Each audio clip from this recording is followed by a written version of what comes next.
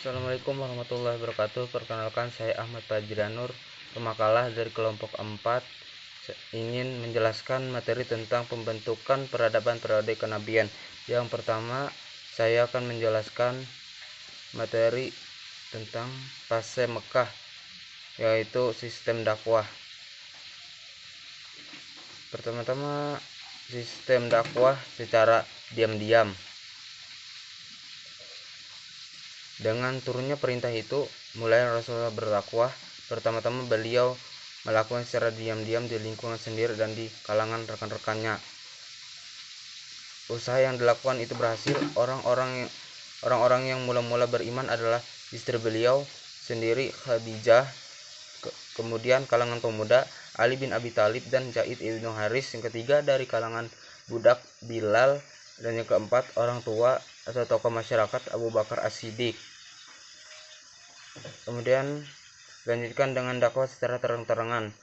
Setelah Nabi Muhammad SAW melakukan dakwah yang bersifat rahasia, terhimpunlah pengikut Nabi sebanyak 30 orang.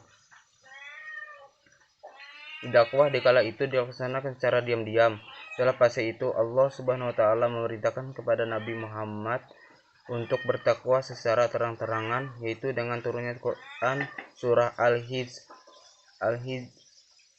surah ke-15 ayat 94. Maka sampaikanlah olehmu secara terang-terangan segala apa yang diperintahkan kepadamu, dan berpalinglah pada orang-orang musyrik. Ayat inilah yang memerintahkan pada Rasulullah untuk berdakwah secara terus terang dan terbuka. Adapun taktik dan strategi dakwah Rasulullah yaitu berhijrah. Nabi menganjurkan mereka berhijrah keluar Makkah, yaitu Habasyah. Secara politik, hijrah ke Habasyah merupakan upaya mencari suka politik pada raja yang beragam samawi. Terjadi 2 kali hijrah ke Habasyah. Pada hijrah pertama berangkat 12 orang pria, 4 orang wanita, dan dipimpin oleh Utsman bin Affan bersama istrinya Ruqyah binti Rasulullah.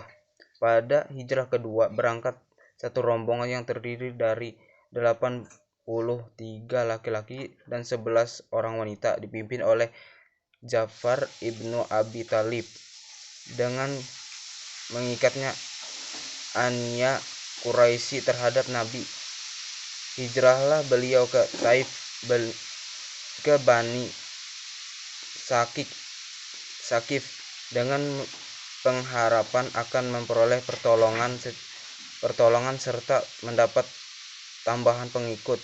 Akan tetapi kenyataan yang diterima sebaliknya. Nabi dicaci maki, dilempari batu oleh anak-anak sampai badannya berlumur darah. Hijrah ke Taif hanya mendapat 1 orang hamba sahaya yang masuk Islam, yaitu Addas.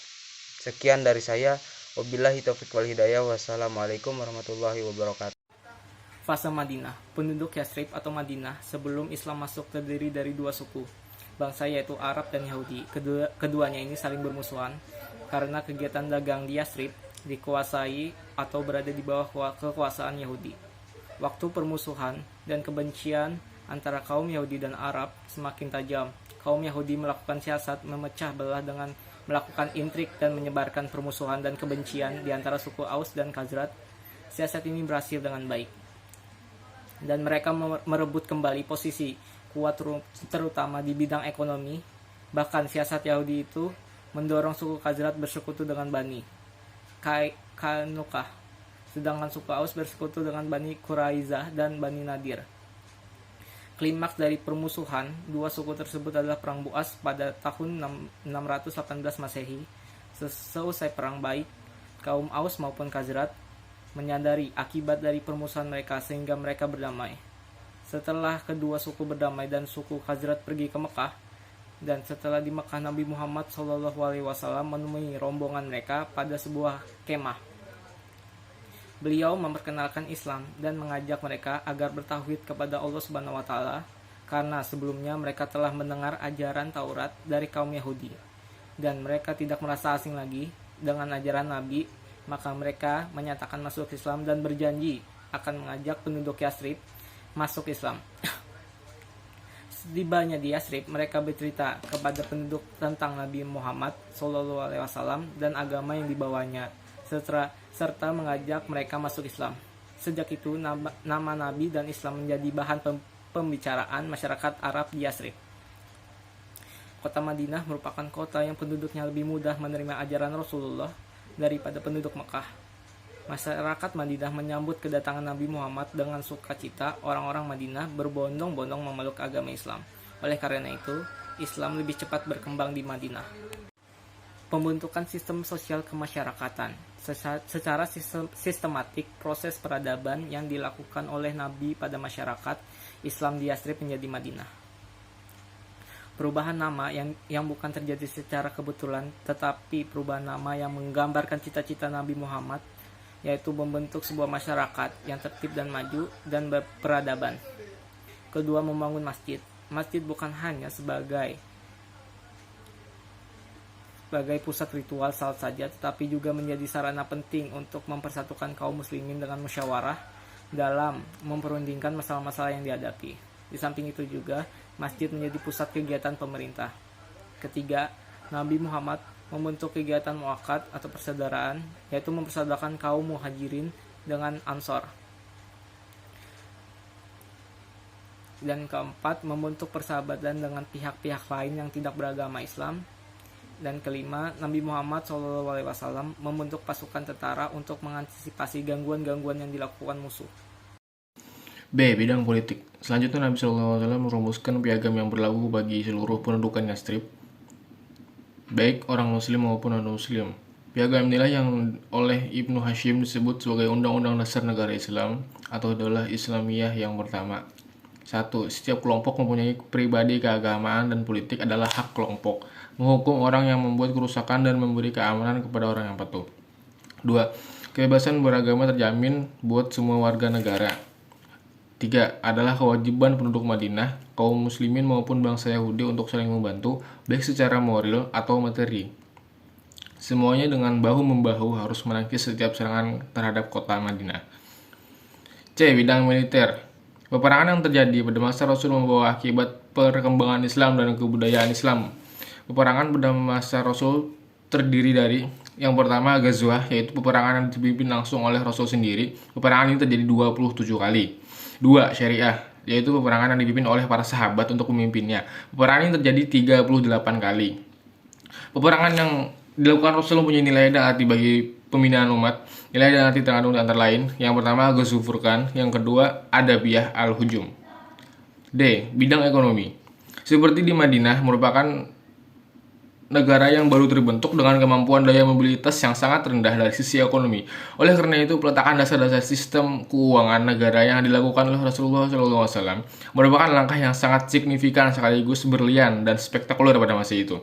Sehingga Islam sebagai sebuah agama dan negara dapat berkembang dengan pesat dalam jangka waktu yang relatif singkat.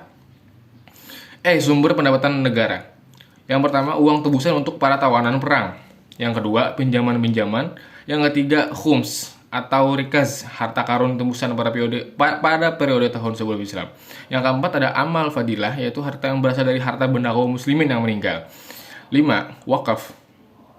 6. Nawaib, yaitu para khusus yang dibedakan kepada kaum muslimin yang kaya raya dalam rangka menutupi pengeluaran negara selama masa darurat. Ketujuh, zakat fitrah. Kedelapan, bentuk lain sedekah seperti hewan kurban, kifarat. Yang ke-9 ada usyr. Yang ke-10 ada jizyah, yaitu pajak. Yang ke-11 ada kharaj, yaitu pajak tanah yang dipungut dari kaum non-muslim ketika wilayah Khaybar ditaklukkan. Yang ke-12 ghanimah. Yang ke-13 fa'i. Kemudian ada F, sistem dakwah. Musuh-musuh Islam melontarkan tuduhan kepada umat Islam bahwa Islam berkembang di bawah sinar mata pedang atau kekerasan. Tuduhan yang demikian tidak berdasar pada kenyataan. Dengan dakwah agama Islam mengalami perkembangan yang cukup pesat. Hal ini disebabkan oleh beberapa faktor, yaitu yang pertama, ajaran Islam simpel, mudah, tidak memberatkan. Yang kedua, prinsip-prinsip dari masyarakat tidak bersendikan ukhuwah Islamiyah. Yang ketiga, Islam tersiar luas dan cepat semata-mata karena dakwah bi al-hikmah dari Nabi dan para sahabat. Jihad dalam Islam mempunyai fungsi dan kedudukan. Yang pertama, melindungi dan membela dakwah dan dari gangguan. Yang B, melindungi masyarakat Islam dan kaum muslim. Kemudian merupakan tindakan pengaman. Baik, sekian, terima kasih.